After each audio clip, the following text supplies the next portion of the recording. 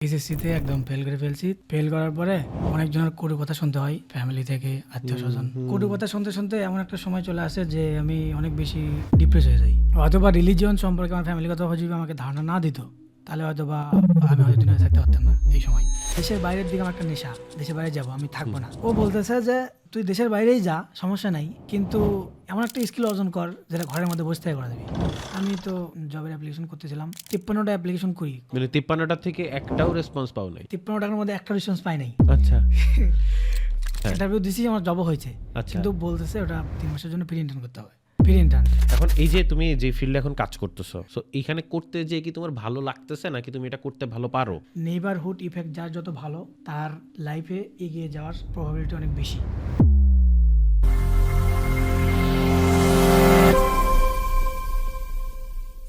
শিহাব ভাই, কি অবস্থা? তীব্র শীত কেমন যাচ্ছে? আলহামদুলিল্লাহ ভালো ভাই, আপনি কেমন আছেন? আলহামদুলিল্লাহ চলতেছে। তো শিহাব ভাই, আজকে আসছো কোত্থেকে? আমি বগুড়া থেকে আসছি। বগুড়া থেকে এখানে জি।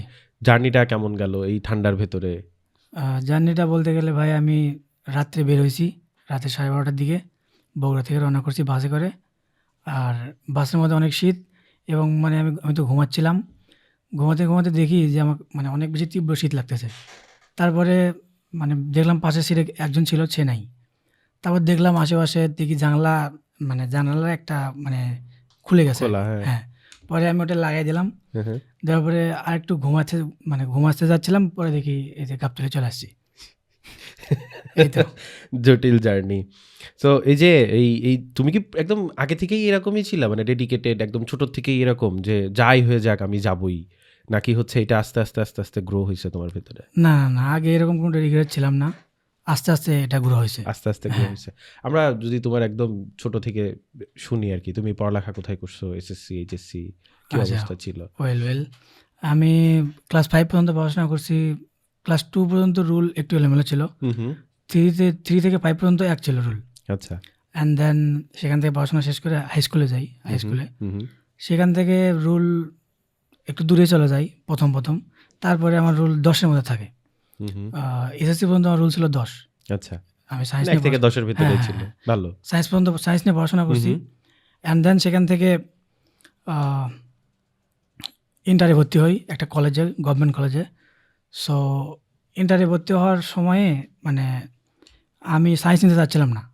আমার ফ্যামিলি থেকে প্রেশার দিয়ে বলে যে না, সায়েন্স নিতে হবে, কারণ আগামীতে সায়েন্সের ডিমান্ড অনেক বেশি থাকবে আর্টসের। বা এসএসসি তে কি 5 ছিল না? জিপিএ 5? হ্যাঁ। না, জিপিএ 5 ছিল না। আচ্ছা, এই কারণে মনে হয় ফ্যামিলি থেকে বলছিল। হ্যাঁ, তারপর? আচ্ছা, হইতে পারে।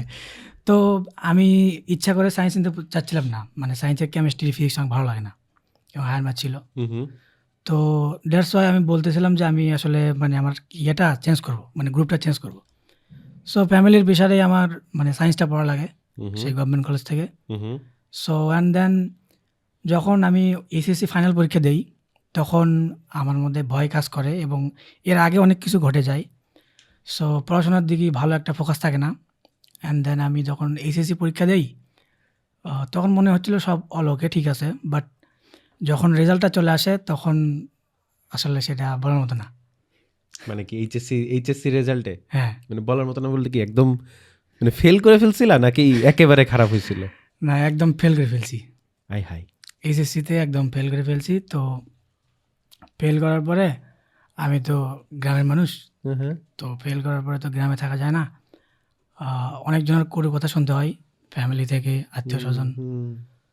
কটু কথা শুনতে শুনতে এমন একটা সময় চলে আসে যে আমি অনেক বেশি ডিপ্রেস হয়ে যাই। আচ্ছা। সো তখন মনে হয় যে আসলে লাইফের মিনিংটা আমার কাছে মনে হয় তুচ্ছ হয়ে যায়। মানে একদম কি বলবো, মানে ট্রিভিয়াল, একদম তুচ্ছ, নগণ্য মনে হয় লাইফটাকে। সো অ্যান্ড দেন আমি চিন্তা ভাবনা করি যে না, আমার আসলে গ্রামে থাকলে আমি হয়তো বা মারা যাব, এরকম অবস্থা। সো আমি আমার বড় ভাইয়ের সঙ্গে কথা বলে আমি হতেছে বগুড়াতে চলে যাই মেসে। সে একটা পরামর্শ দেয় যে তুই এখান থেকে ওভারকাম করতে পারবি, হইতেছে যে তুই নেক্সট টাইমে ভালো করে বগুড়াতে কোচিং কর, পড়াশোনা কর, ভালো করে পরীক্ষা দে। তো আমার মাথায় তখন কিছুই আসে না, আমার জাস্ট একটাই মানে চিন্তা হয় যে আমি এখান থেকে চলে যাব, মানে আমি এই এলাকা ছেড়ে চলে যাব, আচ্ছা। তাইলে হয়তো বা আমি একটু ভালো লাইফ লিড করতে পারবো। সো অ্যান্ড দেন আমি সেখান থেকে মুভ অন করি। মানে এটা কি তুমি এইচএসসি পরীক্ষার একবার পরীক্ষা দেওয়ার পরেই? হ্যাঁ, আচ্ছা, হ্যাঁ। একবার পরীক্ষা দেওয়ার পরে আমি ফেল করি। হুম, সো আমি গ্রাম থেকে মুভ অন করে শহরের দিকে চলে যাই। তো বগুড়া শহরে? হ্যাঁ, বগুড়া শহরে ওকে। যাওয়ার পরে সেখানে আমার বাবা সাপোর্ট দিছে, বা মানে ফ্যামিলিভাবে সাপোর্ট দেয়, সবাই সাপোর্ট দিছে। কিন্তু ফ্যামিলির বাইরের লোকজন আমাকে আসলে অনেক কটু কথা শোনাচ্ছে, এবং দেখা যায় যে নিজের আত্মীয় স্বজন একটা বিষয় ঘটছে সেটাকে আরও অনেক বেশি বড় করে মানুষের সামনে উপস্থাপন করতেছে, যেন আমাকে ক্রিটিসাইজ করা হয়। হুম, সো এই বিষয়টা আমার খুব খারাপ লাগছে। আমি তখন বগুড়াতে যাই। আমি মেসে উঠি, একটা সিঙ্গেল রুম নেই। সিঙ্গেল রুমের মধ্যে মাঝে মাঝে চিন্তা করি যে আসলে জীবনটা মনে হয় রাখার চাইতে মানে না রাখাটাই বেশি বেটার হয় আমার জন্য। হুম। তো এরকম অনেক চিন্তা ভাবনা করতে করতে মানে একা রুমে থাকলে হ্যাঁ, শয়তান একেবারে ধরছে। শয়তান হ্যাঁ, সেইভাবে আচ্ছা। ধরা দেয়। তো আমি আগে থেকে রিলিজিয়াস ফ্যামিলিতে আছি, হুম হুম, বড় হয়েছি। হুম হুম, তো রিলিজিয়ন সম্পর্কে একটা ধারণা আছে। হুম হুম, সো হয়তোবা রিলিজিয়ন সম্পর্কে আমার ফ্যামিলিগতভাবে যদি আমাকে ধারণা না দিত, তাহলে হয়তোবা আমি হয়তো দুনিয়ায় থাকতে পারতাম না এই সময়। হুম, সো চিন্তা ভাবনা করি যে মানে আমার থাকা উচিত না। হুম। অ্যান্ড দেন আমি চিন্তা ভাবনা করি যে মানে সুসাইডের দিকে চিন্তা ভাবনা। তো এটা নিয়ে এইচএসসির ওই বয়সে? হ্যাঁ, এই শিশুর বয়সে ফেল হওয়ার পরে। আচ্ছা। তো অ্যান্ড দেন চিন্তা ভাবনা করলাম। তারপরে হতেছে যে অনেক চিন্তা ভাবনা যে আমি যদি হতেছে যে কিভাবে করবো সুসাইডটা। আচ্ছা, এখন সুইসাইড হ্যাঁ, কিভাবে করবো হ্যাঁ, এটার কিভাবে প্ল্যানিং করবো এটার চলতেছে। প্ল্যানিং আচ্ছা, চলতেছে। ওকে। তো আমি যদি এখানে করি সুইসাইড, তাইলে তো আমার যেখানে থাকি এখানকার সবাই একটা বিপদের দিকে যাবে, প্রবলেম হবে মেসের। হুম, আবার হতেছে যে হয়তোবা ফ্যামিলির এমন একজন মানুষের কাছে এটা মানে একটা চাপ যাবে, মামলা টামলার দিকে যেতে পারে। হুম, এতে করে হয়তো আমার ফ্যামিলির একটা ইস্যু হতে পারে। হুম, আবার আরেকটা দিক দিয়ে চিন্তা ভাবনা করলাম যে আমি যদি সুইসাইড করি, হুম, হুম, তাইলে বলো।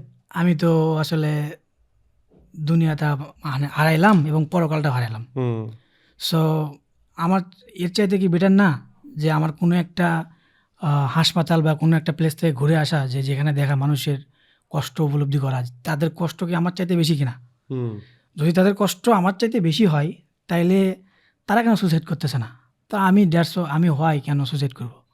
হুম, সো আমি সেই সময় মেডিকেলে যাই, এবং আমাদের ওখানে মোহাম্মদ আলী হাসপাতাল নামে একটা সরকারি হাসপাতাল আছে। হুম, ওইখানের দিকে যাই, দেখি ওখানে বার্ন ইউনিট একটা আছে, হুম, যেখানে রোগী পুড়ে গেলে হুম, হুম, ওইখানে রাখা হয়। তো ওইখানে যাওয়ার পরে আমার মাইন্ডটা একদম চেঞ্জ হয়ে গেছে। কারণ একজন মানুষের হাত আছে, পা নাই, পা আছে পুড়ে গেছে, এই শরীরের এই পাশে নাই, মুখ পুড়ে গেছে। তারা সেই জায়গা থেকে ওভারকাম করার ট্রাই করতেছে। আর আমি কি এমন করছি যে আমার ওইদিকে যাইতে হবে? হুম। সো দ্যাটস ওয়াই ওই দিক থেকে আর কি ব্যাগে আসি। বগুড়া শহরে তুমি কোন কলেজে ভর্তি হয়েছিল তখন? আমি মূলত একটা মানে কাহালু গভর্নমেন্ট কলেজে পড়ি আচ্ছা, তখন।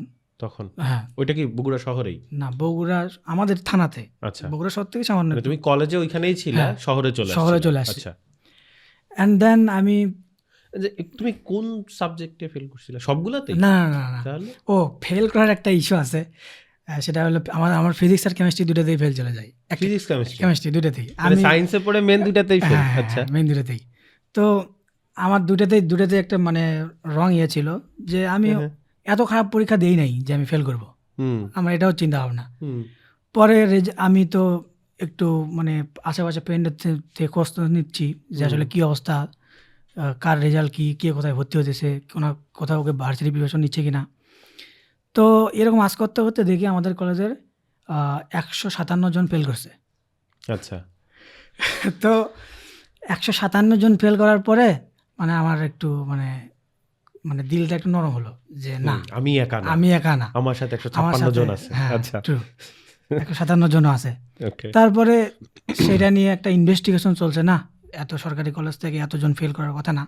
হুম, তো তারপরে ওইটা নিয়ে হইতেছে কে জানি না কি হইতেছে, একটা মামলার বিষয়ে একটা কথা ওঠে হুম, যে হোয়াই মানে এতজন ফেল করবে হুম, একটা কলেজে, সরকারি কলেজের কেন।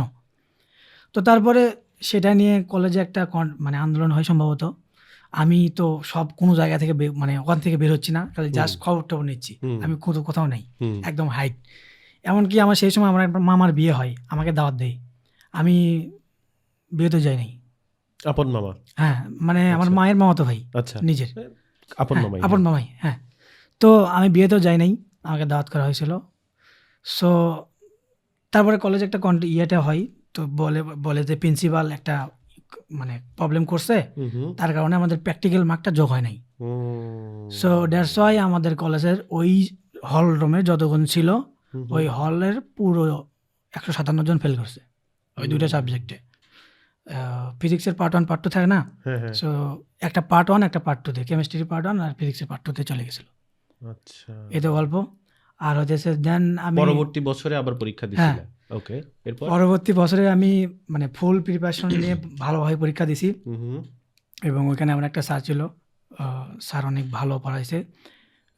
আমার ফ্যামিলি থেকে সর্বোচ্চ পরিমাণ সাকসেস হওয়ার জন্য যা কিছু করা লাগে আমাকে সব কিছু দিছে, যে না এইটা কিন্তু সব জায়গায় পাওয়া হ্যাঁ যায় সব জায়গায় পাওয়া যায় না। এমনকি আমার বাবা একটা কথা বলে নাই যে তুই ফেল করছিস বা তুমি ফেল করছো, তোমার পড়ালেখা করার দেখা নাই, তুমি যা পড়ালেখা করো জানি না, সেই এগুলো এই টাইপের কোনো একটা কথা বলে নাই। ফ্যামিলি সাপোর্টটা অনেক বড় ব্যাপার। হ্যাঁ, তারপরে হইতেছে যে আমি A+ পাই।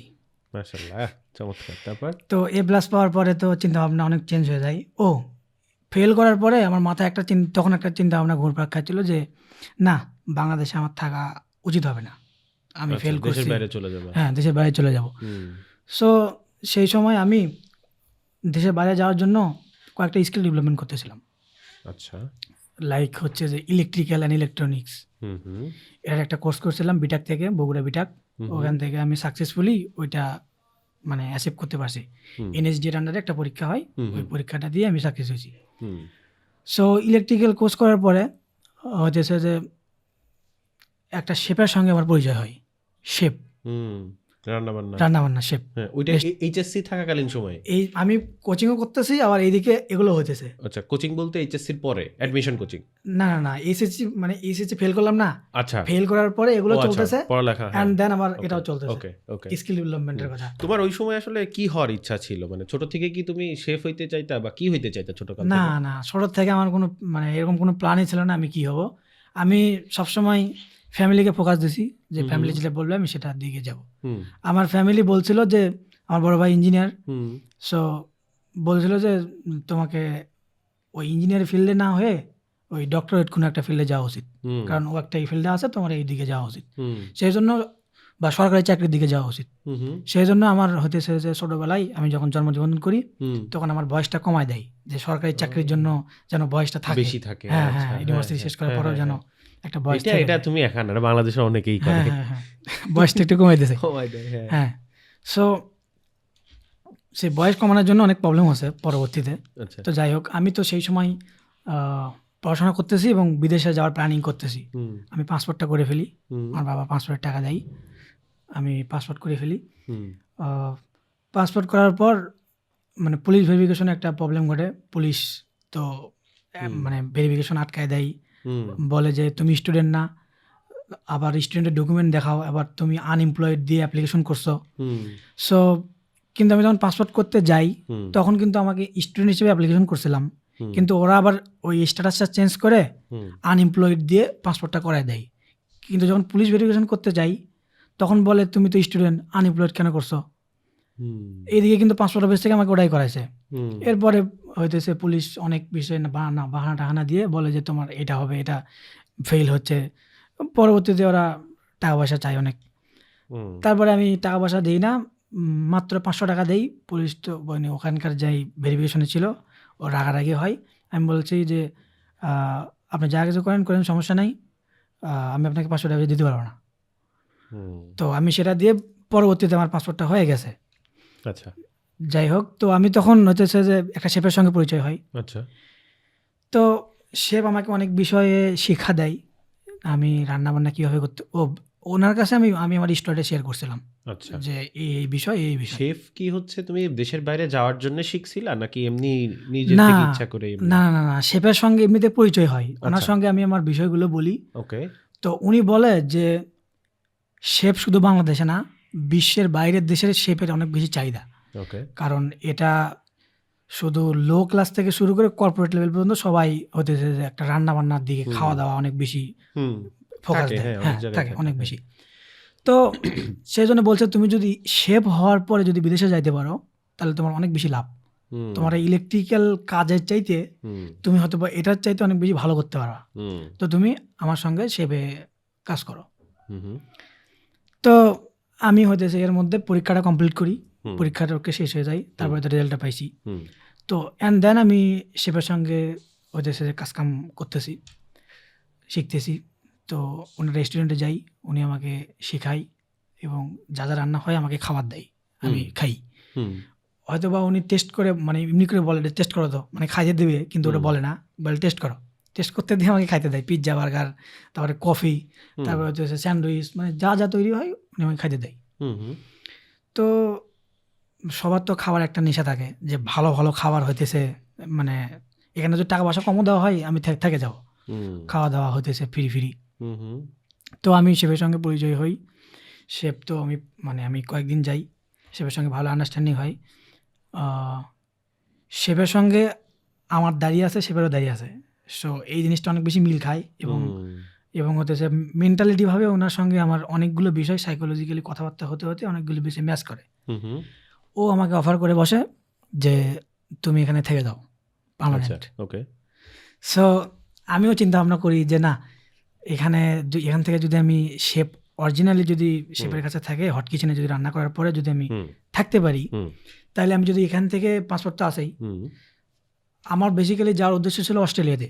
সাব ক্লাস 482 নামে একটা ভিসা আছে, হুম হুম এই ভিসাতে আমি অ্যাপ্লিকেশন করছি এবং সাথে সাথে পিটিইর প্রিপারেশন নিচ্ছি।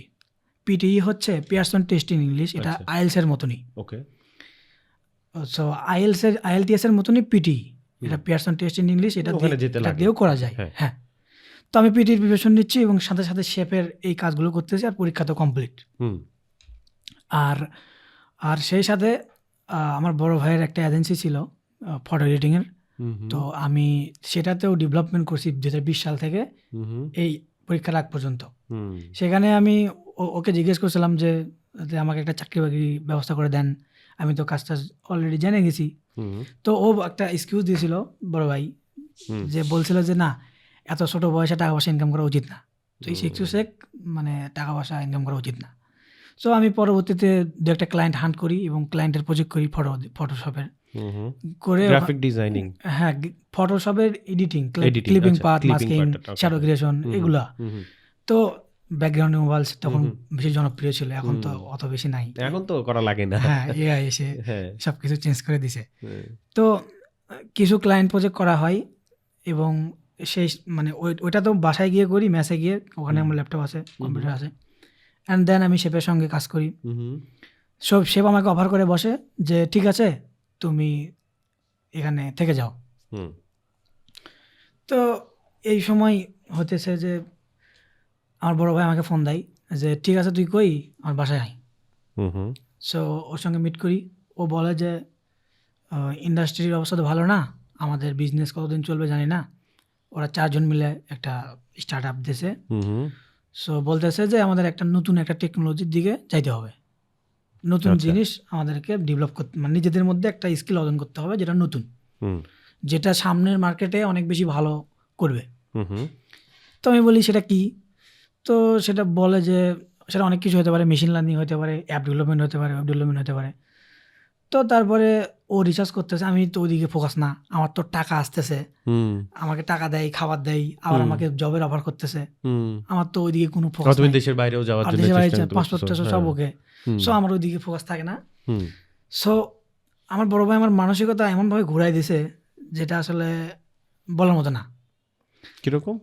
যেমন ও বলছে, মানে ও আমাকে, আমি যে দেশের বাইরের দিকে আমার একটা নেশা, দেশের বাইরে যাব, আমি থাকবো না। হুম হুম ও বলতেছে যে তুই দেশের বাইরেই যা, সমস্যা নাই, কিন্তু এমন একটা স্কিল অর্জন কর যেটা ঘরের মধ্যে বসে থেকে করা যাবে, ঘরের ভেতরে থাকে দেশের বাইরে একটা করা যাবে, হুম দেশের বাইরে যাইও করতে পারবি, আবার বাংলাদেশ থেকেও বাইরে করতে পারবি। হুম হুম সো আমি তখন মানে মানে মানে নড়ে চড়ে বসে গেছি, মানে হক চকিয়ে গেছি, মানে কি এমন? এটাও হয় নাকি? এটা হয় নাকি, কেমনে কি সম্ভব? তো তারপর বলতেছে যে আছে। আমি বলতেছি কি, বলছে প্রোগ্রামিং। হুম আমি বলছি না, প্রোগ্রামিং আমাদের হবে না, কারণ আপনি দেখছেন আপনারা যখন ঢাকা থেকে বাসায় চলে গেছিলেন, হুম হুম প্রথম ঢাকাতে অফিস ছিল ওদের, হুম ইয়েতে মিরপুরে সম্ভবত। সো করোনা ভাইরাসের সময় ওরা অফিস চেঞ্জ করে রংপুরে নিয়ে গেছে, হুম এখনও রংপুরে আছে অফিস। সো ওরা সবাই বাসায় বাসায় গেছিলো এবং সবাইকে কম্পিউটার দিয়ে দিয়েছিল, হুম তোমরা বাসা থেকে কাজ করো। সো ওর কম্পিউটার ল্যাপটপ সব নিয়ে গেছিলো। তখন আমাকে ওয়েব ডেভেলপমেন্টের একটা কোর্সের একটা লিঙ্ক, মানে একটা প্লে লিস্ট আমাকে দিয়েছিল হুম হুম 20 সালে করোনা ভাইরাসের সময়। হুম তো আমি সেখানে HTML CSS শেখার মানে শিখতে শিখতে মানে অনেক বেশি কঠিন লাগে। হুম আমি সেখানে ফল করি, আচ্ছা মানে আমি 20 সালে পারি নাই। হুম সো আমি আবার চিন্তা করছি, না এই সময়ে এসে আমার দ্বারা আর হবে না, আমি আসলে আর ফল করতে চাই না। হুম আমি ইজি কাজ করতেছি, হইতেছে যে শেভ করতেছি, শেভ দেশের করতেছি, বাইরে যাব, হ্যাঁ দেশের বাইরে যাবো, টাকা আসতেছে, এগুলা কি দরকার? হ্যাঁ ওকে সেটাই, হ্যাঁ এগুলো আর কি দরকার। আর মাথা অনেক বেশি খাটাতে হবে হুম প্রোগ্রামিংয়ে, সো আমার দ্বারা হবে না। হুম আর আমি একবার ফল করছি। হুম সো ও বলতেছে যে তাইলে অ্যাপ ডেভেলপমেন্ট করা উচিত। সো আমি বলছি না, ওটাও তো প্রোগ্রামিং। তো বলছে না, মেশিন লার্নিং করা উচিত। মানে আমাকে ও একটা লুপের মধ্যে ফালাই দিছে, আচ্ছা যে হয় এটা, না হয় এটা, না হয় এটা। মানে যখন বলছে মেশিন লার্নিং, আমি বলছি না, মেশিন লার্নিং তো অনেক বেশি কঠিন। বলছে অ্যাপ ডেভেলপমেন্ট, আরে না, অ্যাপ ডেভেলপমেন্ট করতে চাইলে তো কোডিংয়ের বেস ফান্ডামেন্টাল লাগবে, হুম তার জন্য আমি অ্যাপ ডেভেলপমেন্ট করতে পারবো। তা বলছে না, ওয়েব ডেভেলপমেন্ট। তার মানে ও আমাকে এমন একটা জায়গা নিয়ে গেছে, মানে কঠিন জিনিস দেখাচ্ছে, কঠিন জিনিস তার চেয়ে কঠিন জিনিস দেখাচ্ছে। আমার এখন ওর মধ্যে থেকে চুজ করতে হবে, সেটা সহজ। হুম এইটা কি তোমার ওই এইচএসসি পরীক্ষার পরে, মানে তুমি অনার্সে ভর্তি হওয়া বা এর আগে, হ্যাঁ, এই সময়ের? হ্যাঁ, আচ্ছা হতে ওর আগে। হ্যাঁ তো আমাকে একটা লুপের মধ্যে ফালাই দিয়েছে এবং বলতেছে আমার শেফের জব কনফার্ম। শেফ বলতেছে তুমি আসো, তোমাকে আমি ফুল টাইম নিব এবং তোমাকে থাকা খাওয়ার সব ব্যবস্থা করে দেবো এই রেস্টুরেন্টে। ওটা ছিল একটা ইয়ে টাইপের, মানে ভাড়া নিয়ে থাকা যায় ওখানে। হুম হুম আচ্ছা 2 স্টার 3 স্টার হ্যাঁ, হোটেলের হ্যাঁ, হ্যাঁ, মতো। ওকে ওই হ্যাঁ রকম। আবার রেস্টুরেন্টও আছে এবং ওখানে থাকতে পারে। হুম হুম তো বলছে তোমাকে একটা রুম দিব 3 তলাতে, তুমি ওখানে থাকবা হুম আর হুম এখানে এসে আমার সঙ্গে এরকম থাকে অনেক হ্যাঁ, জায়গায় কাজ থাকে করবা। হ্যাঁ হ্যাঁ তো আমি ওর সত্ত্বে রাজি হয়ে যাইতেছিলাম অলরেডি। আচ্ছা ইতিমধ্যে আমার ভাইয়ের এগুলো বলা 1 মাস হয়ে গেছে। ওকে সো তারপর হতেছে যে প্রোগ্রামিং এর ব্যাচ চলে আসছে ডিসেম্বরে। তুমি প্রোগ্রামিং তখন জানতা? না, আচ্ছা জানতাম এইটা না। কেমনে জানছো?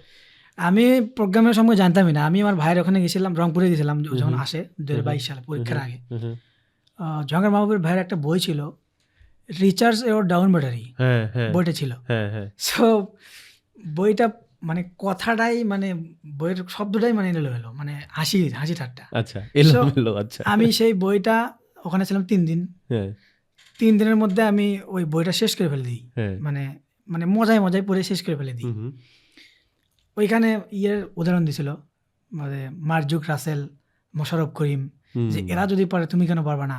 মার্জুক রাসেল তো মানে ওর লুক তো কেমন, হুম সো ও কি করতেছে আজকে, তুমি কেন পারবে না? হুম এগুলো একটা মোটিভেশন অনেক বেশি দিছিল। কিন্তু ওগুলো আমি তখনই ভুলে গেছি। আচ্ছা ওটা পড়ার পরে আমি ভুলে গেছি। আচ্ছা তারপর জহাঙ্গীর মাহবুবকে জানি কোনো রকম, জহাঙ্গীর মাহবুব নামে একজন কেউ আছে যে একটু বই টই লেখে, হ্যাঁ জানতাম না সে প্রোগ্রামিং করে। আচ্ছা তারপরে বলতেছে যে প্রোগ্রামিং হিরো থেকে শেখা উচিত। হুম তো আমি বলছি যে না, আমার দ্বারা প্রোগ্রামিং হবে না, এগুলো হবে না। তোমার কাছ থেকে শেখা যেটা কি তোমার বড় ভাই বলতেছে? হ্যাঁ, আমার বড় ভাই আচ্ছা বলতেছে। হ্যাঁ উনি আগে থেকে তাহলে জানতো? ও প্রোগ্রামিং করবে। আচ্ছা ও মানে একটা বললাম না একটা ফিল্ডে আছে, হ্যাঁ হ্যাঁ হ্যাঁ সো ওই ফিল্ড থেকে সুইচ করে এই ফিল্ডে আসবে, তো আসতে উনি চাচ্ছে। অলরেডি হ্যাঁ, রিসার্চ করছে। আচ্ছা করছে অলরেডি। সো বলতেছে দুজন একসাথে করলে একটা মানে একটা কমিটমেন্ট ঠিক থাকবে এবং আমি কনসিস্টেন্সি বজায় রাখতে পারবো। হুম সো অ্যান্ড দেন তারপরের গল্পটা শুরু হয়ে যায়। আমি তো ও আমাকে জোর জবরদস্তি করেই ধরেন একরকম ভর্তি করে দেয় মোটিভেশন দিয়ে প্রোগ্রামিং হিরোতে? হ্যাঁ। আচ্ছা তারপরে আমার বিদেশ যাওয়ার স্বপ্ন ওখানে শেষ হয়ে যায়। ও তার মধ্যে আবার সাপ্লাস 482 নামে একটা ভিসা ছিল অস্ট্রেলিয়ান। প্রোগ্রামিং হতে এনরোল করার আগেই ওই ভিসাটা বন্ধ হয়ে যায়। মানে বাংলাদেশ সরকার থেকে ওই ভিসা সাপ্লাস 482 নামে যে ভিসাটা ছিল, দেয় না। ওকে হ্যাঁ ওই ভিসাটা বন্ধ করে দেয়। ওই ভিসাটা ছিল যে আপনি কোনো একটা ওয়ার্ক পারমিট নিয়ে যেতে পারবেন এবং সেখানে যাওয়ার পরে কোনো আপনার স্টুডেন্ট অথরাইজেশন করে আপনি হইতেছে সেখানে একটা ডিপ্লোমা করতে পারবেন। মানে কোনো ইউনিভার্সিটিতে না, ডিপ্লোমা টাইপের একটা কিছু করতে পারবেন, যেটা ওই আন্ডার গ্রাজুয়েট বা কোনো কিছু এই টাইপের। তো আমি বলছি না, আমার পড়াশোনা এইটুকু হলেই হবে, আমি জাস্ট এইখান থেকে চলে যেতে চাই। এটা ছিল। আচ্ছা সো এটাই, তারপরে ও আমার মাইন্ড চেঞ্জ করে ফেলায়। আচ্ছা, তারপরে তারপরে প্রোগ্রামিং হিরো সম্পর্কে একটু জানো, হ্যাঁ, জানার পরে আচ্ছা তারপরে একটু ঘাটাঘাটি করি। ঘাটাঘাটি করো। হ্যাঁ, কোন ব্যাচে এই গল্পটা, কোন ব্যাচের? ব্যাচ 11-এ। 11 এর, রিসেন্ট ব্যাচ। রিসেন্ট আচ্ছা ওকে। ব্যাচ 11-এ। তো তারপরে আমি ব্যাচ 11-এ এনরোল করি। ওকে। সো ও আমাকে টাকা দেয়, যে ও এনরোল করে আমি এনরোল করি। যে দুইজনে এনজয় হ্যাঁ, করে। আচ্ছা দুইজন এনরোল করি, এবং ও বলে যে না, তোর আর ব্যাচে থাকার দরকার নাই, তুই আমার বাসায় আই। আচ্ছা, বড় ভাইয়ের কাছে বড় ভাইয়ের কাছে চলে যাই। ওকে। সো সেখান থেকে ওর বাসায় চলে যাই। হুম যাওয়ার পরে আমার তো ল্যাপটপ ছিল, মানে ও ল্যাপটপটা ওই কিনে দিয়েছে, হুম আর একটা মনিটর আমি স্ট্যান্ড করে আমার বাবার থেকে মানে একটা কিনে নিই মনিটর, মানে হুম। দুই পাশে দুইটা থাকলে দেখতে সুবিধা, এক পাশে কোড করলাম, এক পাশে আউটপুট। হুম। সো তারপরে তো আমি মানে কোর্স শুরু করি। শুরু করলা। And শুরু then- করে কি মোটামুটি মানে বুঝতে পারতেছিল ওই যে আগে যে HTML CSS তুমি করছিল ওই সময় একটা না ঝামেলা মনে হচ্ছিল, আরে এত কঠিন, এখানে কেমনে কি করলা? না, এখানে শুরু করার আগে হইতেছে ডিসেম্বরের শেষের দিকে, ডিসেম্বরের আগে আমি হইতেছে HTML CSS এবং বুটস্ট্র্যাপ, হ্যাঁ হুম এই তিনটা মিলে আমি হইতেছে যে প্রোগ্রামিং হিরোতেই আগের যে অ্যাসাইনমেন্ট ছিল ব্যাচ 4-এর 5-এর আমি সাজ দিতাম, ওকে দিলাম অ্যাসাইনমেন্ট 4 বা এটা কিন্তু জানতাম না, কিন্তু ঘাটতে ঘাটতে স্ক্রল করতে করতে প্রোগ্রাম হিরো যে রিপোজিটরি আছে গিটহাব, ওখান থেকে ঘাটতে ঘাটতে নিচে একটা ইয়ে আসে HTML এর সিম্পল একটা পোর্টফোলিও। ওকে। সো ওইটাই আমি বুটস্ট্র্যাপ দিয়ে বানাইছি। আচ্ছা, মানে কোর্স শুরু হওয়ার আগেই কোর্স তুমি শুরু এই হওয়ার কাজগুলো করে আগেই ফেলছো? HTML CSS দিয়ে আমি ইউটিউবের ভিডিও দেখে, হ্যাঁ আপনাদের যে ইয়ে ছিল গিয়াসউদ্দিন ভাই, হ্যাঁ হ্যাঁ গিয়াস ভাই, উনি ওনার একটা HTML ক্লাস কোর্স হ্যাঁ হ্যাঁ আছে, হ্যাঁ ওইটা দেখি, এবং হতেছে যে আলী হোসেন ভাইয়ের ভিডিও দেখে আমি হতেছে HTML CSS আর বুটস্ট্র্যাপ দিয়ে কোর্স শুরু হওয়ার আগেই আমি দুইটা মানে বুটস্ট্র্যাপ দিয়ে একটা দুইটা প্রজেক্ট দাঁড় করায় ফেলি। হুম তো তখন তো মানে HTML এর প্রজেক্ট এমনিতেই সিম্পল ল্যান্ডিং পেজ হুম HTML, হুম তখন সেগুলো দেখে আমার ভালো লাগে, মানে আউটপুটটা ভালো লাগতেছে, সুন্দর চমৎকার, আমি কোড করতেছি আর বাইরে হইতেছে যে আসছে একটা reply আউটপুট আসছে। আসতেছে। কিন্তু এটা মনে হয় না যে এআই তো অলরেডি তখন চলে আসছে না, মার্কেটে? এআই তখন আমরা জানি না, মানে জানো ইউজ না? করি না, আচ্ছা, ইউজ করা হয় ইউজ না। করা হয় না, ওকে। তখন এআই আসছে। হুম, এই তো তারপর তো শুরু করি। শুরু করলাম। এই কোর্সের এই যে আমাদের কোর্সে তো ধরো একটা ডেডলাইন থাকে, হুম, টাইম টু টাইম অ্যাসাইনমেন্ট জমা দিতে হয়। প্রথমে তো HTML CSS তো সহজ, এরপর আস্তে আস্তে তো প্রোগ্রামিং শুরু হয়, তোমার যেখানে মূলত ভয়টা ছিল হুম, হুম। ওইটা কিভাবে ওভারকাম করলে? আচ্ছা, ট্রু। ওইদিকে যদি আসি, HTML CSS and then CSS দিয়ে আমি মিডিয়া কুয়েরি দিয়ে হচ্ছে সে রেসপন্সিভ করতেছিলাম, ওটা আমার কাছে প্যারা লাগছে মিডিয়া কুয়েরি দিয়ে যখন আচ্ছা। ইউজ করতেছিলাম। হুম হুম অ্যান্ড দেন টেইলউইন্ড CSS আসার পরে লাইফটাকে ইজি করে দিয়েছে। টেইলউইন্ড CSS CDN ইউজ করে আমরা করতেছিলাম প্রজেক্ট, হুম করতে করতে যখন হচ্ছে জাভাস্ক্রিপ্টে আসি, হুম তখন হয় বেহিন প্যারাটা। ওকে। জাভাস্ক্রিপ্টে আসার পরে দুইটা একটা মনে হয় মাইলস্টোন প্রবলেম সলভিংয়ে চলে আসে। হুম হুম সো সেখানে লুপ টুপ এডিটারে এগুলো মেথড ইউজ করে করে আমাদের এরের ফিল্টার ফাইন্ড এগুলো করতে করতে মানে প্রবলেম সলভিং করতে হয়। হুম তো এই প্রবলেম সলভিং করার সময় আমি আসলে ডিমোটিভেট হয়ে যাই, কারণ আমি একটু আগে যেটা করতেছিলাম সেটা আমি কোড করে ব্রাউজার আউটপুট দেখতে পাচ্ছিলাম, হুম মানে মজা লাগতেছিল। হুম মানে হিউম্যান ব্রেনটা এমনভাবে কাজ করে, তার যত ডোপামিন ডিডক্স হয় তার সাইকোলজিটা তত বেশি সুন্দর হয়, মানে আরো ভালো বেশি লাগে, করতে চায়, আরো ভালো লাগে, আরো হ্যাঁ। ডোপামিন ডিডক্স করতে চায়। হুম কিন্তু যখন ডোপামিনটা ডিডক্স না হয়, মানে হাই থ্রোটের জিনিসপাতি চলে আসে, হুম মানে সবগুলো জ্ঞানী মানে জরুরি বা মানে জ্ঞান দিয়ে করতে হয়, হুম ডোপামিনের মানটা কমে যায়, হুম তখন সে আর কি লেজি হয়ে যায়, মানে অনেক আচ্ছা। বেশি কষ্ট। হ্যাঁ সো আমি সেই কাজটাই মানে আমারও সেই জিনিসটাই করছে। আচ্ছা সো সেই সময় আমি আসলে জাভাস্ক্রিপ্টের সময় এসে হাল ছেড়ে দিতে চাইছিলাম। জাভাস্ক্রিপ্টের সময় এসে হুম জাভাস্ক্রিপ্টের সময় আসলো, ওগুলা প্রবলেম সলভিং এর মাইলস্টোন চলে আসলো, হুম প্রবলেম করতেছি, সলভ করতেছি। হুম হাল ছেড়ে দিতে চাইলে তারপরে কিভাবে আবার হালে আসলা? হ্যাঁ, এটাই তো হালে back বিষয়। করলা কেমনে? হ্যাঁ, কিন্তু আমি মানে মডিউল কখনো ছাড়ি নাই, মানে মডিউল আচ্ছা, সবসময় মানে uploaded। রেগুলার দেখতেছি, হ্যাঁ। হাল ছাড়ি না ছাড়ি এটা ব্রেনে হ্যাঁ, চলতেছে, কিন্তু হ্যাঁ, মডিউল মডিউল দেখতেছি। দেখতেছি। ওকে কিন্তু ওই একটা মডিউল পিছিয়ে পড়ে যাই, ওকে তখন হাল ছেড়ে দিছি, হুম যে না আসলে প্রবলেম সলভিং এগুলো ভালো লাগে না, জাভাস্ক্রিপ্টের নতুন একটা ল্যাঙ্গুয়েজ শিখতেছি। হুম তো তারপর জাভাস্ক্রিপ্টের মডিউল আসার মানে ওরা বলে JavaScript is just in time compiler, তারপরে বলে যে হাই লেভেল প্রোগ্রামিং ল্যাঙ্গুয়েজ, আর অনেক কিছু বিষয় বলে জাভাস্ক্রিপ্ট সম্পর্কে, হুম যে এটা এমন একটা প্রোগ্রামিং ল্যাঙ্গুয়েজ যেটাতে আপনি ফ্রন্ট এন্ড ব্যাক এন্ড এবং অ্যাপ ডেভেলপমেন্ট করতে পারবেন। আমি বলছি আর এত কিছু জিনিস আমি আর এটা করতে পারবো? আমার দ্বারা সম্ভব না। এগুলো বিষয় শোনার পরে এবং যখন প্রবলেম সলভিং মাইলস্টোন দেখতেছি তখন প্যারা হয়ে যায়। তখন আমি হালটা ছেড়ে দিই যে না আসলে হবে না।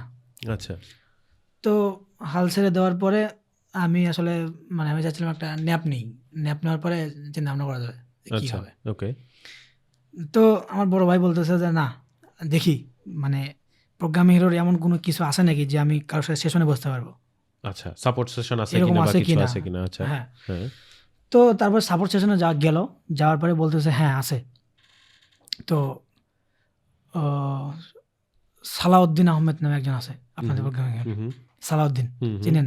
হুম, সো স্টুডেন্ট রিলেশনশিপ ম্যানেজমেন্ট হ্যাঁ, সালাউদ্দিন ভাই, হ্যাঁ। মেবি। হ্যাঁ, তো ভাইকে আমার বড় ভাই মেল করছে আচ্ছা, যে ভাই আমি এই বিষয়গুলো ফেস করতেছি, হ্যাঁ, হ্যাঁ, যে হ্যাঁ তাহলে আমি এটা থেকে ওভারকাম কীভাবে করতে পারি, আপনার সঙ্গে 1-to-1 সেশনে বসতে চাই। হ্যাঁ, সো মেইল করার হয়তোবা সামান্য পরে রেসপন্স করছে আচ্ছা, সালাউদ্দিন ভাই। আচ্ছা, রেসপন্স করার পরে একটা মিট লিঙ্ক ও হতেছে মেইলের সঙ্গে মিট লিঙ্ক শেয়ার করে দিয়েছে আচ্ছা, যে আপনি এই টাইমের মধ্যে আপনি মিটে জয়েন করেন, হ্যাঁ, আপনার সঙ্গে আমি বসবো। ওকে, সো কথা যেমন কাজ তাই, হুম, ও সে মিট লিঙ্ক শেয়ার করে দেওয়ার পরে ও আমার বড় ভাই আগে ওর সঙ্গে বসছে, আমার বড় ভাই কোড করতেছে, হুম, আমিও কোড মানে করতেছি। তুমিও বসছো, তোমার ভাইও বসছে, হ্যাঁ। কিন্তু তোমার ভাই কথা বলতেছে। হ্যাঁ, আমার বড় আচ্ছা, ভাই কথা বলতেছে আগে। হুম, সো মানে ওর দুইজনের ডেস্ক আলাদা, ওর দুইটা মনিটর, ওর পিসি সেট আপ, আমার পাশে দুইটা ল্যাপটপ আর একটা মনিটর হুম, এক্সটেন্ড করে আমি চালাতেছি।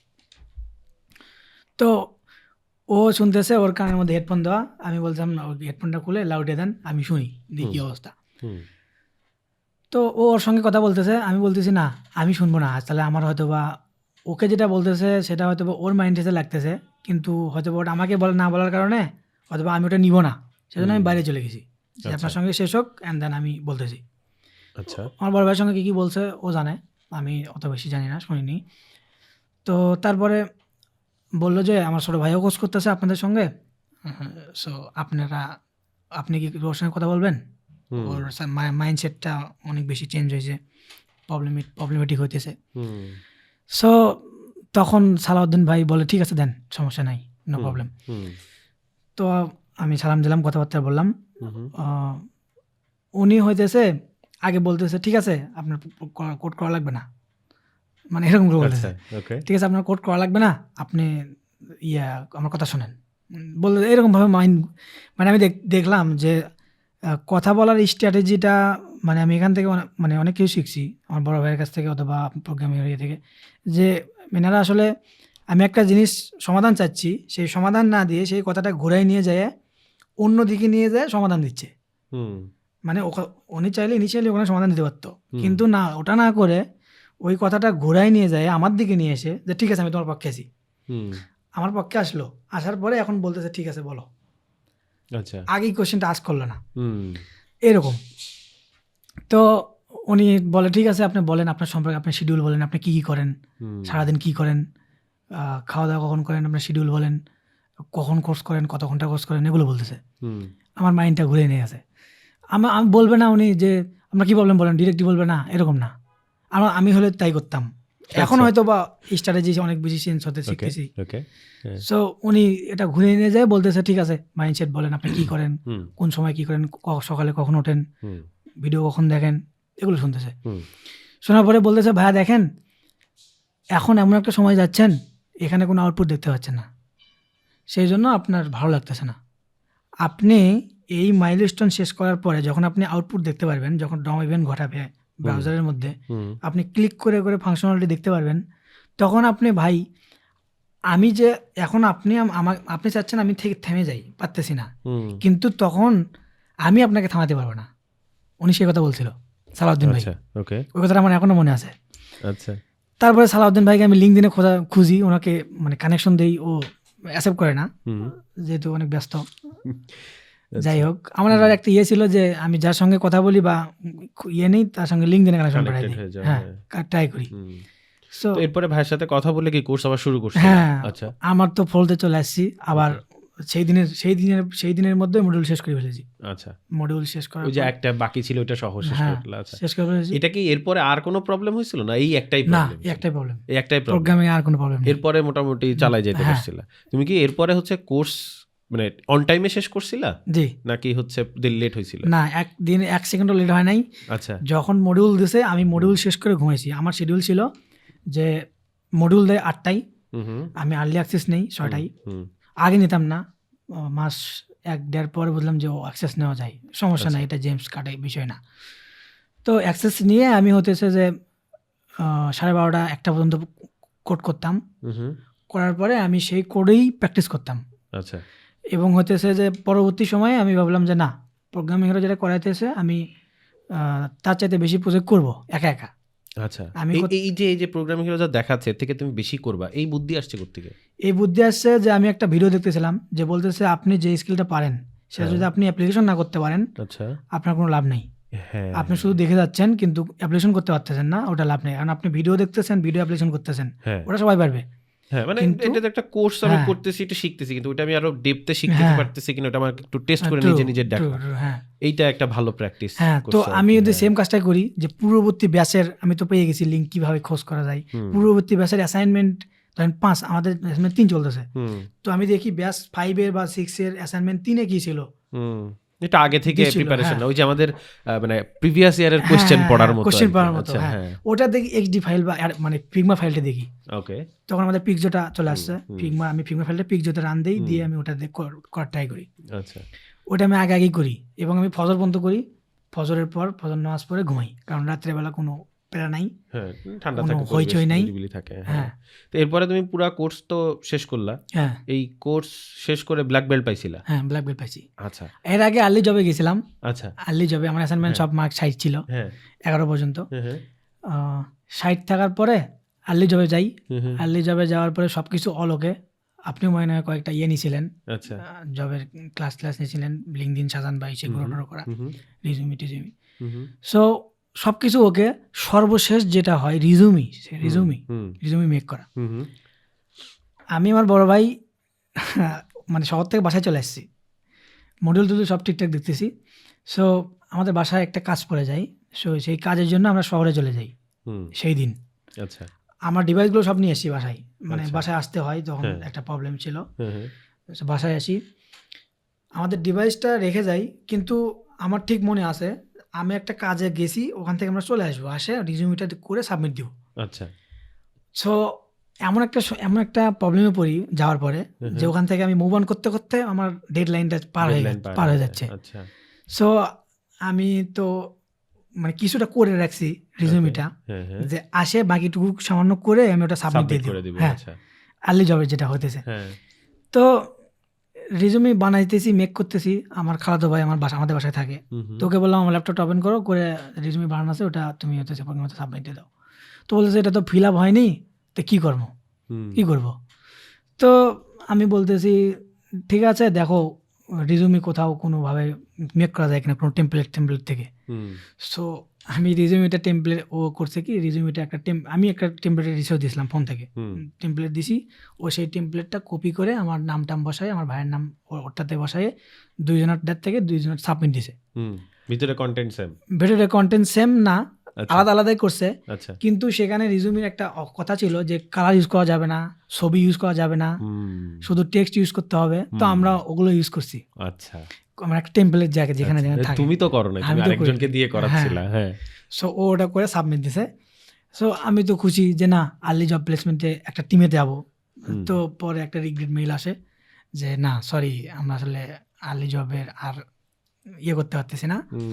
তখন আমার মানে খারাপ লাগে যে না প্রোগ্রামিং এর যা রিকোয়ারমেন্ট আমি সব করছি, মানে একটা কোনো ফল্ট রাখি নেই। সো আর্লি জবে এসে কেন এটা হইতে হবে বা এসেই। আচ্ছা হ্যাঁ তো পরে আমরা দুইজনেই আর্লি জব থেকে মানে ওখান থেকে পিছিয়ে পড়ে যায়। তারপরে ভাবলাম যে না এবার জব প্লেসমেন্টে এবার দেখাই দিব। আচ্ছা যে না, তার পরবর্তীতে তো আমি ইন্টারভিউ দিই, 30-এর মধ্যে 25 পাই আমার এসসিআইসিতে। হ্যাঁ এরপরে তুমি হচ্ছে এখন যেখানে আছো একটা জায়গায় তো জয়েন করছো, এই কোর্স করে ওই পর্যন্ত কি ব্ল্যাক বেল্ট পাওয়ার পরপরই চান্স পেয়ে গেছিলা নাকি কিভাবে জব পাইলা কিভাবে? আচ্ছা, ব্ল্যাক বেল্ট পাইছি। ব্ল্যাক বেল্ট পাওয়ার পরে আমরা প্রজেক্ট করতেছি। প্রজেক্ট করার পরে তো নেক্সট জেসের একটা স্কিল হয়ে গেল। আমাদের প্রজেক্টটা আবার হইতেছে সেকেন্ড হয়, আচ্ছা ব্ল্যাক বেল্টের টিমের মধ্যে। আচ্ছা সেকেন্ড হওয়ার পরে আমাদেরকে ঝঙ্কার ভাইয়ের সঙ্গে মিট করায় দেয় আচ্ছা যে আমাদের ক্যারিয়ারের বিষয়ে কোনো গাইডলাইন দিবে। হুম হুম আমরা 7-8 জন ছিলাম দুই হুম টিমের, হুম ফার্স্ট টিম আর সেকেন্ড টিম। হুম হুম আমাদের প্লেসমেন্ট ছিল যে আল মেহেদি হাসান ভাই, হুম হুম আচ্ছা জব প্লেসমেন্ট। হুম হুম সো ভাই আমাদের সঙ্গে মিট করায় দেয়, আমি 2টা কোশ্চিন করি, ভাই আমার কোশ্চিন ঝঙ্কার ভাইয়ের সঙ্গে কথা হয়, আমার একটা ভালো একটা ফিল হয়। হুম হুম তো আমি তো জব এসএসসি থাকার কারণে থাকার সময় আমি অ্যাপ্লিকেশনগুলো করতেছিলাম। হুম তা আমি বলতেছিলাম যে ভাই মানে কি কি সফট স্কিল আছে যেটা আমার টেকনিক্যাল স্কিলের সঙ্গে ম্যাচ করাই দিলে আমার জব পাইতে সুবিধা হবে। আচ্ছা তো ভাই এটা ভালো একটা অ্যান্সার দিছিল। হুম হুম সো আরেকটা কোশ্চেন করেছিলাম, সেটার ভালো অ্যান্সার দিছিল। আমার 2টা অ্যান্সারই ভালো লাগে এবং কাজে লাগে। আমি তো জবের অ্যাপ্লিকেশন করতেছিলাম, 53টা অ্যাপ্লিকেশন করার পরে আমার আর ভালো লাগে না যে না এগুলো মানে 53টা থেকে একটাও রেসপন্স পাও নাই? 53টার মধ্যে একটা রেসপন্স পাই নাই। আচ্ছা কিন্তু বিষয় হলো ওগুলো করতেছিলাম হইতেছে যে ফেসবুকের থ্রুতে বা হচ্ছে কোনো ওয়েবসাইটের থ্রুতে। তো এগুলো ভালো লাগতো না। আমি মেহেদি ভাইকে বলতেছিলাম যে ভাই এগুলো তো রোবোটিক্স লাগে, আমার তো ভালো লাগে না, তো আমি কি করব? তো ভাই বলছে দেখেন আপনি আপনার ক্রাইটেরিয়া ফিল আপ করে আপনি অন্য কিছু করতে পারেন, সমস্যা নাই, কিন্তু আপনি যে ক্রাইটেরিয়া 10টা দিনে বা 15টা এগুলো অ্যাপ্লিকেশন করে আপনি দেখেন একটা ডাক আসবে। সো তারপরে একটা ইন্টারভিউ দিলাম, ওইখানে হয়ে যায়। একটা ইন্টারভিউ দিয়ে একটাতেই হয়ে যায়? হ্যাঁ কিন্তু হয়ে যায়, কিন্তু একটা প্রবলেম। কিরকম? ও সেই সময় আমি রিসেন্টলি গট ম্যারিড, মানে বিয়ে করছি। আবার মানে এই ইন্টারেস্টিং। তুমি বিয়ে করলা কবে? মানে এই কোর্স শেষ করার পরে নাকি কোর্সের ভেতরেই? কোর্স শেষ করার পরে, পরেই? এসএসসি এসএসসি সময়? হ্যাঁ। আচ্ছা আমি ইন্টারেস্টিং। বিয়ে শাদী করে ফেলছি, কারণ হচ্ছে আমার বাবা থাকে বিদেশে। আচ্ছা উনি বিদেশ থেকে চলে আসছে। হুম হুম উনি আমাকে বিয়ে শাদী করাই চলে যাবে। আচ্ছা 3 মাসের ছুটি। তো এর মধ্যে খোঁজাখুঁজি হইতেছিল কোর্স থাকাকালীন, হ্যাঁ হ্যাঁ জাস্ট বিকজ অফ, কারণ আমার বড় ভাইকে আমার আব্বা বিয়ে করাতে পারে নাই। আমার বড় ভাইকে সব আমরা ম্যানেজ করছি, তখন আব্বা বাইরে ছিল। আচ্ছা সব কিছু আমার বাবা চাইতেছিল যে আমার 2 ছেলে একটা অন্তত ওকে বিয়ে শাদী করায়। তাছাড়া 2টে ছেলে থেকে কি হলো, একটাকেও বিয়ে শাদী করাতে পারলাম না। একটা বাবা মানে হিসেবে একটা খারাপ লাগে, খারাপ আবেগের লাগে। জায়গা আছে। সো সেই জন্য চিন্তা করতেছিল যে বিয়ে খোঁজাখুঁজি এবং বিয়ে শাদী বিষয় আচ্ছা। চলে আসছিল। হ্যাঁ তো তারপরে আমার আব্বা যাওয়ার 10 দিন আগে ওর বিয়েটা হয়ে যায়, আচ্ছা বিয়েটা করে ফেলি। এটা চাকরি পাওয়ার আগে? হ্যাঁ আচ্ছা তার আগে তো আমি ওদের ফটো এডিটিং এর আমার বড় ভাইয়ের সঙ্গে ওটার কাজ করতেছিলাম, আচ্ছা মানে ওইদিকে তুমি কাজ চালাই যাচ্ছিলাম আচ্ছা অল্প, ওটা অল্প। হুম তো মোটামুটি একটা টাকা হালকা কিছু জমাইছি। হুম হুম তো জমানোর পরে, এবং একটা সত্য কথা কি যে বিয়ের যে মানে হচ্ছে যে বউ সাজানোর যেটা বলে মার্কেট, সেটা আমার টাকা দিয়ে করছি আলহামদুলিল্লাহ। মাশাআল্লাহ। আর ফ্যামিলিগত ভাবে যে মহারানার হুম। টাকা এটা সব ফ্যামিলিও দিছে। হুম ফ্যামিলি এক ভরি সোনা এটা ফ্যামিলি দিছে, এটা আমার বাবা পেইড করছে। আমার বাবা আচ্ছা আলহামদুলিল্লাহ যে মানে বাবা হিসেবে সন্তানের প্রতি যে দায়িত্ব সেটা তিনি আলহামদুলিল্লাহ মানে ফুলি সাকসেস পালন করছে। মাশাআল্লাহ। আপনাকে বললাম না যে রিলিজিয়াস ফ্যামিলি হলে একটা বিষয়, অথবা আমাকে মানে ছোটবেলাতে যদি রিলিজিয়াস শিক্ষা না দেওয়া হতো, হয়তোবা আমি এখন পৃথিবীতে থাকতাম না হ্যাঁ ওই সময়ে। হ্যাঁ তো এই যে তুমি তারপরে মানে বিয়ে করে ফেললা, হ্যাঁ বিয়ে করে তুমি হচ্ছে জব খুঁজতেছিলা তখন? হ্যাঁ আচ্ছা এরপর মানে এবার ওই যে বললা যে প্রবলেমটা কি? মানে ওই যে তুমি বললা যে ও হ্যাঁ হ্যাঁ মানে একটা ইন্টারভিউ দিছি কিন্তু প্রবলেম। হ্যাঁ ইন্টারভিউ দিছি, আমার জব হয়েছে, আচ্ছা কিন্তু বলতেছে ওটা আপনাকে 3 মাসের জন্য প্রি ইন্টার্ন করতে হবে। আচ্ছা প্রি ইন্টার্ন। তো আমি আমার টিম জব প্লেসমেন্ট টিম মেয়েদের সঙ্গে কথা বললাম, যে বলছে না ভাই আপনি তো বিয়ে করছেন অলরেডি, গট ম্যারিড, তো আপনার তো ভাই প্রি ইন্টার্ন করলে হবে না, আপনাকে তো আমি সাজেশন দিতে পারি না। আপনাকে যদি আমি সাজেশন দিই তাহলে আপনাকে একটা কুয়োর মধ্যে ফেলে দেওয়া হলো, যে বলবেন যে না আপনি আমাকে দায় সারা হয়েছে, একটা জবে দিয়েছেন, একটা পোস্টার পাবলিশ হয়েছে, একটা খুশি, প্রোগ্রামের খুশি, কিন্তু আপনার তো লস, আমি তো এটা করতে পারবো না। ওকে সো আপনি এটা করেন না। সো আমি এটা ছেড়ে দিই। তোমার মেন্টর নিষেধ করছিল? হ্যাঁ নিষেধ করছে। ওকে হ্যাঁ সো অ্যান্ড দেন আমি হতেছে যে আমার বগুড়াতে আমি আমার ওখানে একজন সিনিয়র ছিল প্রোগ্রামিং হিরোর, ওর সঙ্গে কথা বলি লিঙ্কডিনে, ওখানে জব করে বগুড়াতে অলিনেক্স নামে একটা কোম্পানি আছে। আচ্ছা তারা basically UI UX design agency. Okay ওইখানে 65 জন এমপ্লয়ি কাজ করে এবং আচ্ছা, ডেভেলপার একটা চমৎকার। ছোট টিম আছে চমৎকার। ডেভেলপমেন্টে। ওকে সো ওইখানে প্রোগ্রামিং হিরো 2 জন আছে, ওকে 2 জনই মোটামুটি সিনিয়র লেভেল, অনেক ভালো ভালো প্রজেক্ট করছে। সো ওর সঙ্গে কথা হয়, বলে ঠিক আছে আপনি এই স্যারের সঙ্গে কথা বলেন। তো আমি ডিরেক্ট সিওর সাথে নক দিই, সিওকে। সিও আল্লাহ কি কাম, মানে সিও আমার মানে কানেকশন ধরে ফেলে। আমার লিঙ্কডিনে একটা আলহামদুলিল্লাহ যে ওদের পাসপোর্ট করার কারণে আমার লিঙ্কডিনে ভেরিফাই করে নিই। ভেরিফাই করার ফলে মানে অনেকজন আমার কানেকশন ধরে, যেমন ধরেন আব্দুল রাকিব ভাই আমার কানেকশন ধরছে। তারপরে ধরেন মানে যাকে যাকে কানেকশন দিছি মোটামুটি ধরে, মানে বড় লেভেলের। তো ওই সিও কানেকশন ধরে। সিও সঙ্গে কানেকশন পাঠাও কেমনে, মানে এমনি জাস্ট না ফ্রেন্ড রিকোয়েস্ট পাঠানোর মতো নাকি অন্য কোনো সিস্টেম অ্যাপ্লাই না করো? ওইরকম ভাবে কাটায় না।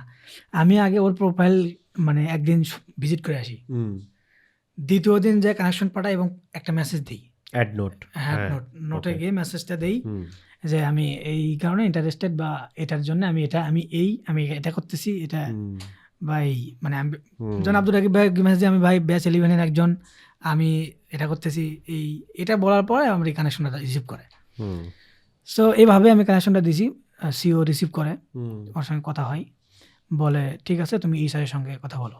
আচ্ছা, এই স্যারের সঙ্গে রিস করি। তুমি ওই যে নিজেই খুঁজে নিজেই তার সাথে কথা বলো নিজের নেটওয়ার্কে। ওকে, চমৎকার। নিজের নেটওয়ার্কে তো কথা বলার পরে এই স্যার বলতে ঠিক আছে আপনি আপনার রিজিউমেটা নিয়ে আসেন, কথা বলি।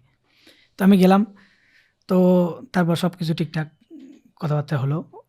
ইন্টারেস্টিং বিষয় হলো এই স্যার আমার থানার, আচ্ছা, মানে একই থানার, একই এলাকার লোক পড়ে গেছে। হ্যাঁ একই থানার। ওকে, তো বলতেছে কি বলবো, আর কিছু বলার নাই, আমাদের এখন ডেভেলপার প্রয়োজন ছিল না, তবুও মানে বলতেছি ঠিক আছে।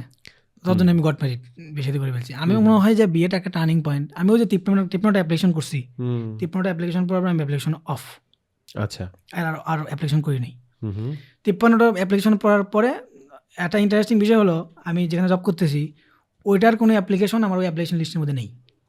এটা অ্যাপ্লিকেশন না, অ্যাপ্লিকেশন করিই নেই। ওখানে ডিরেক্টলি গিয়ে আমার ইন্টারভিউ দিয়ে মানে রিজিউম ড্র করে মানে বলছে রেগুলার ওয়েতে যা করা যায়। পরে আমাকে ফোন দিয়ে বলছে ঠিক আছে আপনি জয়েন করতে পারেন। আচ্ছা, নভেম্বরের 1 তারিখ থেকে জয়েন করতে পারেন। আচ্ছা, তো আমি তারপরে ওখানে আলহামদুলিল্লাহ জয়েন করছি। ইন্টারেস্টিং ফ্যাক্ট হলো এই যে 53টা অ্যাপ্লিকেশন করলাম এখান থেকে কোনো রেসপন্সই নেই। জবে জয়েন করছি 3 দিন হচ্ছে, 2টা মেইল দিয়েছে, 2টা টাস্ক দিছে, 2টা মেইল পাইছি। মানে যে 53টা অ্যাপ্লিকেশন করছিলাম ওইখান থেকে 2টা টাস্ক পাইছি, 2টা কোম্পানি থেকে। একটা হইতেছে রিমোটলি আর একটা হইতেছে ঢাকাতে।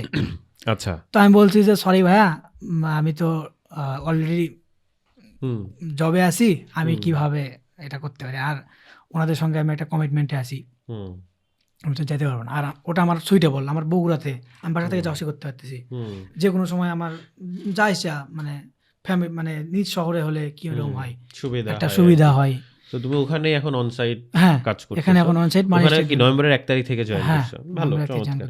এখন এই যে এখন তো তুমি বিয়ে করে ফেলছো, এখন তুমি একটা চাকরিও করতেছো, তোমার এই যে মানে পুরো লাইফের এই জার্নিটাই এখন কেমন আছো তুমি?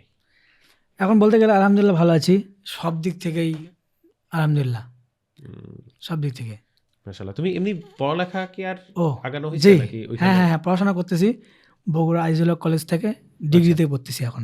অনার্স করতেছি না, ভালো লাগে না। আর অনার্স করতে গেলে এখন তো একটা ক্রাইটেরিয়া দিছে যে তোমাকে 60% উপস্থিত থাকতে হবে, তাছাড়া পরীক্ষা দেওয়া যাবে না। আমি তো জব করতেছি, আমি তো উপস্থিত থাকতে পারবো না।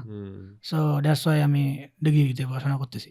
এখন এই যে তুমি যে ফিল্ডে এখন কাজ করতেছো, এখানে কি ধরো একটা প্রবাদ আছে না যে যেই কাজ তোমার ভালো লাগে সেটা তুমি করো। সো এখানে করতে যে কি তোমার ভালো লাগতেছে নাকি তুমি এটা করতে ভালো পারো? ট্রু। এটা প্রথমের দিকে আমার আসলে ইন্টেনশনই ছিল না। অনেকে বলে না আমার শুরু থেকে প্রোগ্রামিং করবো, প্যাশন আছে এই সেই। আমার কোনো প্যাশনই ছিল না, সত্য কথা। আর আমি প্রোগ্রামিং করে চিন্তামও না। ওকে, জাস্ট আমি 1 বছর হইতেছে যে এটা আমি চিনি এবং এখান থেকে আউটপুটটা পাইছি। হ্যাঁ, আর এখনো অলরেডি আমি লেভেল 2 তে আছি। আচ্ছা, এখন কি তুমি কাজ করতে পারতেছো, ভালো লাগতেছে নাকি মনে হচ্ছে যে না ভাই আমার না করা লাগবে তাই করতেছি? না ও আরেকটা বিষয়, করা লাগবে সেজন্য না, আমি আসলে কাজ করতে ভালো লাগতেছে। এবং যখন হচ্ছে নিজের প্রজেক্টগুলো দেখা হয় তখন ভালো লাগে।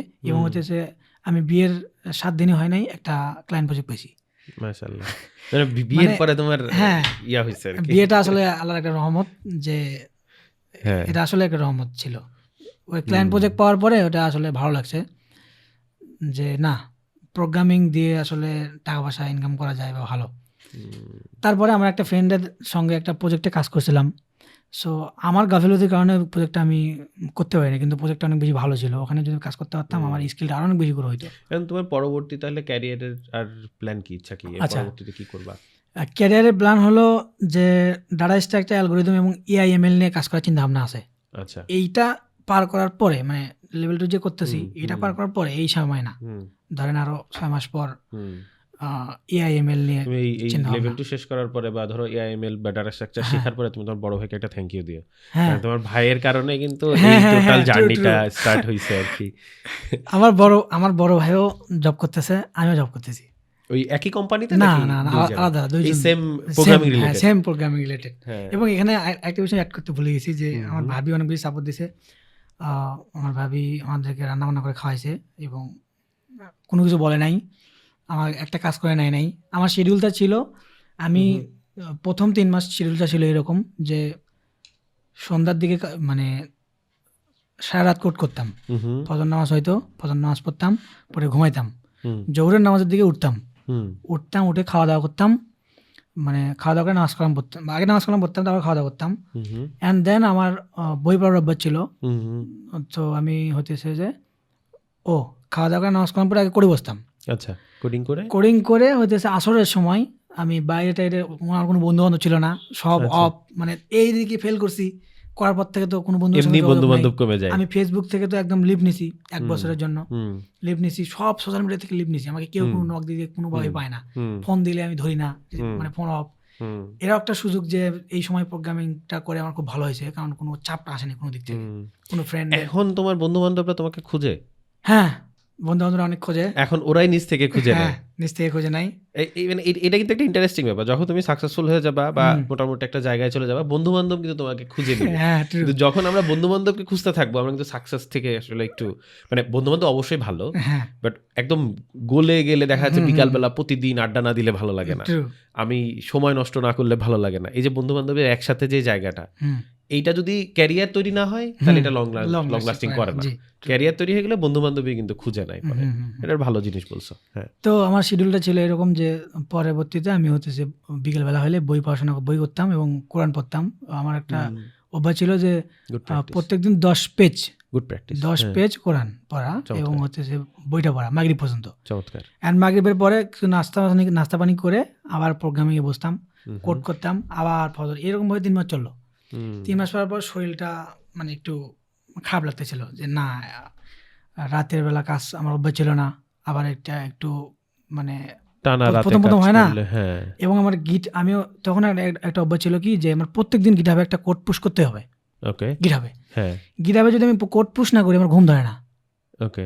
সো আমার গিটহাবটা একদম সবুজ হয়ে গেছে 1 বছরে, যদি এখনো দেখেন স্ট্যাটিস্টিকটা, আচ্ছা। মানে পুরো 1 বছরের গিটহাবটা সুন্দর হয়ে গেছে। তো ওটা একটা অভ্যাস ছিল যে না, আমি 1 বছরের টার্গেট নিয়েছি যে 1 বছর পর জব করবো, কিন্তু ওটাও করা লাগে নাই, তার আগেই হয়েছে আলহামদুলিল্লাহ। সো তারপরে আমার শিডিউলটা চেঞ্জ করি। তারপরে হতেছে যে দিনের বেলা কোড করতাম, রাত্রের বেলা ঘুমাইতাম, আবার ফজরের দিকে উঠে আবার সকালবেলার সময়ে কোডটা অনেক বেশি। 3 মাস পরে আবার স্কেডিউলটা চেঞ্জ করছো? শিডিউল চেঞ্জ করছি 3 মাস পর। তারপরে 3 মাস পরে 3 মাস পরে তো ঈদ এসে গেল, প্রথম প্রোগ্রামিং শেখা 3 মাস পরে ঈদ এসে গেল। বাসায় আসলাম, তখন লোকজন কিছু কথা শোনাই হালকা পাতলা, কিন্তু বেশি শোনায় না সামনেতে। তো তারপরে আর কি সবকিছু চলতেছে আর কি, আলহামদুলিল্লাহ এখন ঠিকঠাক চলতেছে সবকিছু, আলহামদুলিল্লাহ। এখন মোটামুটি তোমার যেই হার্ডল, যেই স্ট্রাগল লাইফে গেল, এখন মোটামুটি ওই সবগুলা থেকে তুমি বের হয়ে আসতে পারছো। স্ট্রাগল তো আরো সামনে আসবে। জি। সো এই যে জার্নিটা বা এই যে গল্পগুলা, এগুলা তোমাকে হয়তো বা সামনের দিকে একটা স্ট্রংনেস দিবে, ফিলনেস দিবে, কারণ সুইসাইডের জায়গা থেকে ফেরত আসা কিন্তু অনেক কঠিন। হ্যাঁ, অনেক বেশি কঠিন। হ্যাঁ, যদি আমি রিলিজিয়াস ফ্যামিলির না হতাম আসলে একদম হয়ে যেত, মানে একদম। আচ্ছা, আমরা কি আর কোনো কিছু মিস করতেছি কিনা তোমার দিক থেকে কোনো কিছু? এমনিতে তুমি যদি একটু এক মিনিটের মধ্যে বা 2-3 লাইনের মধ্যে, আমরা যারা এই যে স্টার্ট করছি বা করব বা করতে যে আটকে যাচ্ছি, যেমন সালাউদ্দিন ভাইয়ের সাথে কথা বলে একটা ফুয়েল পাইছিলাম, সো এই যে মাঝখানে যে আমরা বিভিন্ন ধরনের হ্যাপাজার্ডের মধ্যে পড়ে যাই যে কি করব, কোন দিকে যাব, কি হবে, দূর বাদ দিই। সো এই সিচুয়েশনে থাকলে আসলে কিভাবে চিন্তা করতে হয় বা কিভাবে আবার ব্যাক করা যায়, অথবা আসলেই ক্যারিয়ারের জায়গাটা খুঁজে মানে কোন ওয়েতে খুঁজলে পাওয়া যায়, এটা নিয়ে যদি একটু বলতা। এটা তুমি আমার দিকে না এইদিকে তাকায় বলো। আচ্ছা, ক্যারিয়ারের জায়গাটা বেসিক্যালি আমার মনে হয় 3টা জিনিস কাজ করে। নাম্বার 1 হইতেছে যে কারো যদি প্যাশন থাকে, সিরিয়াসলি কারো যদি প্যাশন থাকে, তাহলে সে সেই কাজটা যে কোনোভাবে হোক অ্যাসেপ্ট করে নিবে। আর এটা হচ্ছে নাম্বার 1। নাম্বার 2 হইতেছে যে নেইবারহুড ইফেক্ট, মানে আপনি কাদের সঙ্গে চলাফেরা করতেছেন, এটা হচ্ছে সবচেয়ে বড় একটা বিষয়। সেটা হচ্ছে নেইবারহুড ইফেক্ট। আপনার মধ্যে তারই ইফেক্ট পড়বে যারা আপনার সঙ্গে থাকে। আপনি দেখবেন একটা কোকিলের বাচ্চা একটা কোকিলই হয়, একটা মানে এরকম যে একটা সিংহের বাচ্চা গর্জন তো সিংহের মতনই হয়, শিয়ালের মতন হয় না। সো এটাই উদাহরণটা যে নেইবারহুড ইফেক্টটা অনেক বেশি কাজ করে। নেইবারহুড ইফেক্ট যার যত ভালো, তার লাইফে এগিয়ে যাওয়ার প্রবাবিলিটি অনেক বেশি, সাকসেসটা অনেক বেশি সুন্দর। আর একটা বিষয় হচ্ছে রিলিজিয়াস, মানে ইসলামিক। আপনি যদি ইসলামটাকে আপনার ব্যক্তিগত জীবনে ফলো করতে পারেন, তাহলে আপনি সাকসেস হবেন অবশ্যই। কারণ আমাকে সৃষ্টি করেছে আল্লাহ তাআলা। আল্লাহ তাআলা আমাদেরকে যে গাইডলাইন দিয়েছে সেটা যদি আমি অবশ্যই ফলো করি, তাহলে সেই গাইডলাইনের মধ্যে অবশ্যই কল্যাণ সীমিত আছে। সো সেই কল্যাণটাকে যদি আমি ধরতে পারি, তাহলে অবশ্যই সেই ব্যক্তিটা সাকসেস হবে। আর আশা করি এই বিষয়গুলো যদি কেউ দেখে, তাহলে এটা আমার দিক থেকে মনে হয় সো সে সাকসেসের দিকে যাবে। এই বিষয়গুলো তার ক্যারিয়ারের দিকে অনেক বেশি সাকসেস এবং তার নিজেকে ইমপ্রুভ করার জন্য হেল্পফুল। এই তো। ঠিক আছে, thank you so much Shihab ভাই। ও, তোমার সাথে হ্যাঁ বলো। আমার আম্মুকে মানে আমার মাকে ধন্যবাদ যে উনি আসলে আমাকে কখনোই প্রেশার ক্রিয়েট করে না, মানে কোনো বিষয়েই। হুম আমার বাবা মা, আমার ভাই ভাবি আমাকে আসলে কখনোই বলে নাই তুই ফেল করছিস কেন, বা হতেছে না এটা করার দরকার নাই। মানে যখন যা চাইছি, যেভাবে চাইছি, বিদেশে যেতে চাইছিলাম, বলছে ঠিক আছে ওকে ডান, আমার যাবে যাই দিব, পিটি কর, পড়াশোনা কর। মানে আমার ফ্যামিলিগতভাবে আমার আব্বা আম্মা বড় ভাই ভাবি আসলে এখন তো শ্বশুরবাড়ির লোকজন দেখতেছি মোটামুটি ভালো। সো আমি এদেরকে মানে আলহামদুলিল্লাহ, মানে আসলে থ্যাংক ইউ দিয়ে আসলে ছোটো করা যাবে না যে ফ্যামিলিগতভাবে এত বেশি আমি হ্যাপি, মানে সব দিক থেকে। বিয়ে করছি ওদের বললাম না মহারণার টাকাটা, মহারণার যে গহনা, সেটা আমার বাবা পেইড করে দিয়েছে। কোনো বাবাই আসলে বর্তমান সময়ে আমার মনে হয় না যে এটা পেইড করে। বা আমার একটা ইচ্ছা ছিল যে না আমি মহারণা বাকি রেখে বিয়েটা করবো না, এটা আমার হালাল হবে না। সো আমার বাবা কিন্তু এই বিষয়টা জানে, এবং অনেক ফ্যামিলি আছে যারা জানেও কিন্তু মানে না। কিন্তু এই দিক থেকে আমার মনে হয় না, শুধু এটা না, এটা একটা এক্সাম্পল দিলাম যেটা বলতেছিলাম। সো এই দিক থেকে যেমন পড়াশোনার বিষয়ে খরচ টরচ, এখনো যদি আমি টাকা চাই আমাকে টাকা দিবে, বলবে না যে তুই তো চাকরি করিস তোর টাকা দরকার নেই বা এরকম একটা কথা বলবে না। আলহামদুলিল্লাহ এই দিক থেকে আমি হ্যাপি। সো আমার বাবা মা ভাই ভাবি সবাইকে থ্যাংক ইউ। আর থ্যাংক ইউ প্রোগ্রামিং হিরোকে যে আমার লাইফের একটা টার্নিং পয়েন্ট হিসেবে তারা আমাকে হেল্প করছে। আর এই তো। ঠিক আছে, thank you so much Shihab ভাই। লাস্টের এইটুকু আসলে আমারও প্ল্যান ছিল না, তুমি বলে ফেলছো, থ্যাংক ইউ। এবং তুমি যে বগুড়া থেকে আসছো, এইটা আমার কাছে একটু বেশি ইন্টারেস্টিং লাগছে আর কি। ধরো এত দূর থেকে, আমি এমনি হানিয়াপুর সাথে শুনতেছিলাম যে হচ্ছে এর আগে মনে হয় তুমি যে আমাদের একটা প্রোগ্রাম ছিল 40 পিপলের, আমরা অফিসে, ওইটা মনে হয় মিস হয়েছে, হ্যাঁ অ্যালামনাইতে। সো তুমি মনে হয় ফোন দিয়ে জিজ্ঞেস করতেছিলা যে আপু এটা কি আবার চেঞ্জ হওয়ার সুযোগ আছে কিনা? হ্যাঁ, সো নর্মালি তো এটা ন্যাশনাল ইস্যু না হলে আমাদের চেঞ্জ হওয়ার কোনো কারণে, আজকেও ন্যাশনাল ইস্যু হইলে আমরা একজন দুইজন ইটস নট প্রবলেম, বাট একসাথে এতগুলো মানুষ তো ধরো এটা একটা সমস্যা। সবার একটা মানে সবাইকে তো সেফ সিকিউরিটি একটা ব্যাপার আছে, সেই কারণে হয়তো বা আমাদের এটা পোস্টপোন করতে হয়েছে। তো এটা আপু আমাকে বলতেছিলাম না না সমস্যা নেই, আসতে বললে। এমনকি আমরা 3 জন আসার কথা বগুড়া থেকে। আমি মানে এমনকি আমার আরেকটা বিষয় বলতে ভুলে গেছি, সেটা হলো যে আমার একটা বিষয় মানে অনেক বেশি হেল্প করছে। সেটা হলো প্রোগ্রাম করার সময় আমার হচ্ছে যে গ্রুপ থাকে না, গ্রুপের মধ্যে ও যে অনেকজন অ্যাসাইনমেন্ট করার সময় নক দেয় যে ভাইয়া তোমার অ্যাসাইনমেন্ট কত দূর হলো, আমাকে একটু হেল্প করতে পারবে কিনা। সো এটা করতে করতে আমার দেখা যায় যে 2-1জনকে সাপোর্ট দিতে দিতে হয়ে গেছে 7 জন। আচ্ছা। সো ওই আমার অ্যাসাইনমেন্ট আমি 1-2 দিনের মধ্যে কমপ্লিট করে ওদেরকে সাপোর্ট দিতাম।